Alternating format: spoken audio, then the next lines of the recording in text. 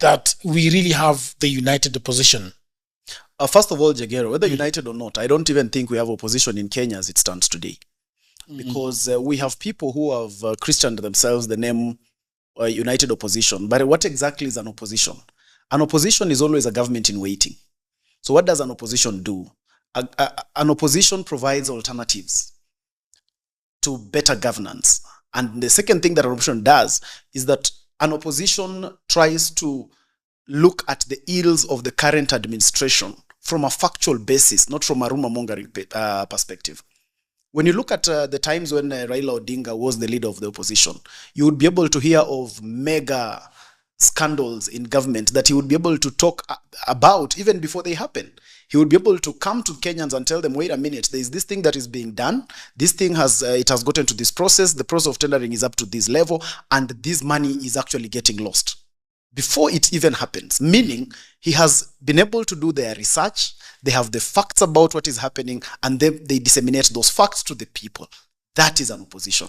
The second thing is that the opposition will provide alternatives and tell the people that when government is doing this, we think it's wrong because we have a better idea on how to do this. We think this process of, for example, healthcare is not good for the country because this is the better alternative. That's what an opposition does. But look at what we have, Jagero, in Kenya. We just have a group of people who keep meeting in hotels, and the only thing they have is slogans, and the only other thing they have is to maybe say how wrong government agenda is without providing any other alternative. So when the people keep asking what is the alternative agenda, they have kept snaking around it and keeping moving away. Recently, Jagero, I tend to think they have come up with a mega plan on what is their opposition agenda. And when you look at Rigathi Gachagua every other time, nowadays, he has come up with this spectacular idea of imitating President William Ruto, and he thinks now that can be an agenda. That is something you can sell to the people. When I look at his deputy Cleophas Malala, the agenda he's selling to the people is that he's writing a play. So you really want Kenyans to become, to start moving towards your direction because one, you know how to imitate the president, and two, you are now writing a play. And that is why I tend to think that we have a whole joke in the name of what we are calling an opposition.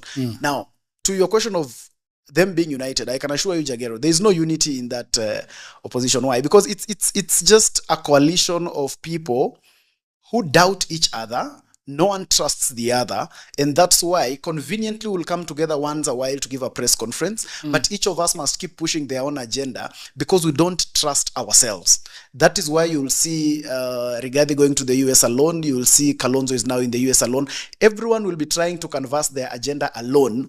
Bottom line is because I don't trust you, you don't trust me. I don't really think that there's anywhere we are going with you. But now, because we all feel like we are trying to say President Ruto should go, let us pretend to be together. But in reality, they're actually not together. You can be able to see them in deed because there is always nothing further to read in between the lines. What you see is what you get.